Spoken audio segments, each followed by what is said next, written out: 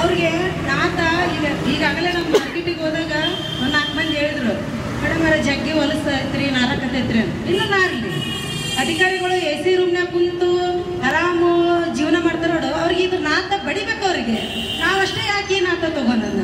ಒಂದು ಹಂದಿ ಸತ್ರು ಪೌರ ಕಾರ್ಮಿಕರದ್ರನ್ನ ಕರೀರಿ, ಒಂದು ನಾಯಿ ಸತ್ತಂದ್ರೆ ಪೌರ ಕಾರ್ಮಿಕರದ್ರನ್ನ ಕರೀರಿ. ಅವ ಯಾವನೇ ಹುಡುಕ ಅನಾಥ ಯಾರೇ ಸತ್ರು ಅದು ಹೆಣ ಹುಡುಕನು ಪೌರ ಕಾರ್ಮಿಕರು ಬೇಕು. ಮತ್ತೆ ಅವ್ರನ್ನ ಬೇಡಿಕೆಗಳು ಈಡೇರ್ಸಕ್ಕೆ ನಿಮ್ಗೆ ಗೊತ್ತಾಗಂಗಿಲ್ಲ. ಎಲ್ಲದಕ್ಕೂ ಪೌರ ಕಾರ್ಮಿಕರೇ ಬೇಕು.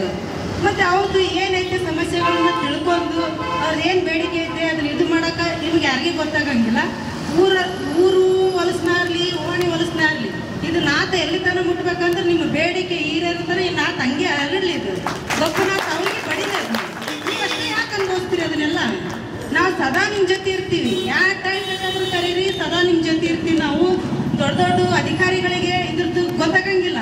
ಯಾಕಂದ್ರೆ ನಮ್ಮ ಮನೆಯಲ್ಲಿ ನಮ್ಮ ಅಣ್ಣ ತಮ್ಮರು ನಮ್ಮ ಅಕ್ಕಂಗಿರು ಇದೇ ಇದ್ರೊಳಗನ ದುಡಿತಾರೆ. ನನಗೆ ಗೊತ್ತದ್ರದ್ದು ಏನಂತೇಳಿ.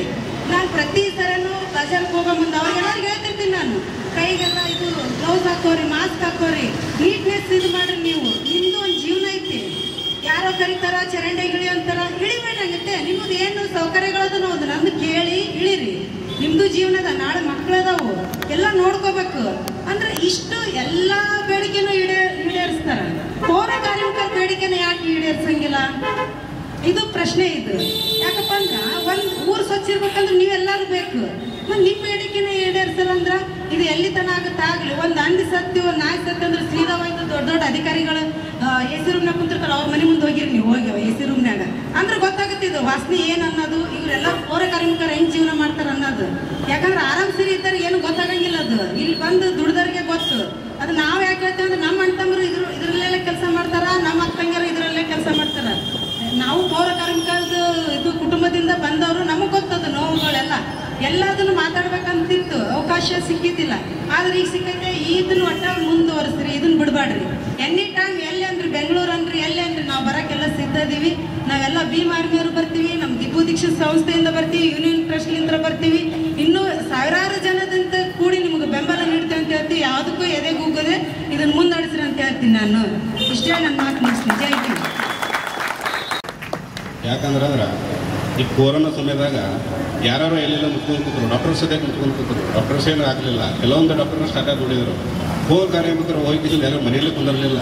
ತಮ್ಮ ಕೆಲಸ ನಿವಾರಿಸಿದ್ರು, ತಮ್ಮ ಕೆಲಸಕ್ಕೆ ಬರೋಕಂತ ತಮ್ಮ ಕೆಲಸ ಮಾಡಿದ್ರು ಅಂತ ಜಡ್ಡು ಜಪಾದಿಲ್ಲ ನೋಡಿದ್ರು. ಈಗ ನಿಜವಾದ ಡಾಕ್ಟರ್ ಅಂದ್ರೆ ನಮ್ಮ ಪೌರ ಕಾರ್ಮಿಕರು.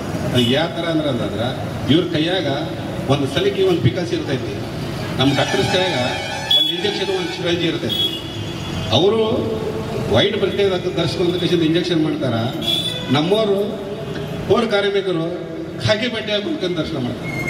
ಅಷ್ಟೇ ವ್ಯತ್ಯಾಸ ಅವರಿಗೆ ನಮ್ಗೆ. ಅಂದ್ರೆ ನಿಜವಾದ ಡಾಕ್ಟರ್ ಅಂದ್ರೆ ಪೌರ ಕಾರ್ಮಿಕರು.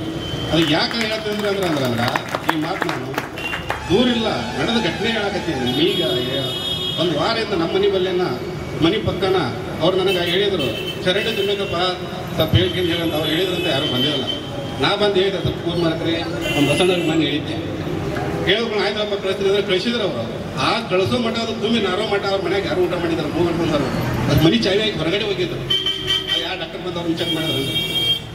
ನಮ್ಮ ಪೌರ ಕಾರ್ಮಿಕ ಡಾಕ್ಟರ್ ಬಂದು ಚೆಕ್ ಮಾಡಿದಾಗ ಅವ್ರದ್ದು ಅನ್ನ ತಿಂದಾರ ಊಟ. ಇದು ಸ್ವಚ್ಛ ಮಾಡಿ ಬಂದಿಂದ ಇದು ಎಲ್ಲರ ಇರಬೇಕು.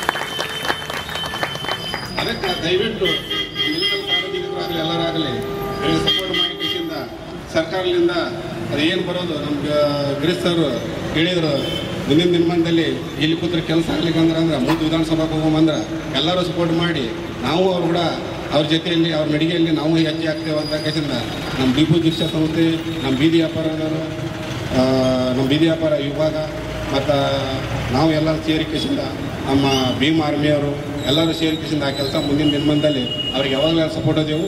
ಈಗ ಸ್ವಲ್ಪ ಜನ ಬಂದೆವು, ಮುಂದಿನ ದಿನಮಾನದಲ್ಲಿ ಸಾವಿರಾರು ಜನ ಬಂದ್ಕಿಂತ ನಮ್ಮ ಸಪೋರ್ಟ್ ಅವ್ರಿಗೆ ಮಾಡ್ತೇವೆ ಅಂತ ನಾನು ಎರಡು ಮಾತು ಹೇಳಿ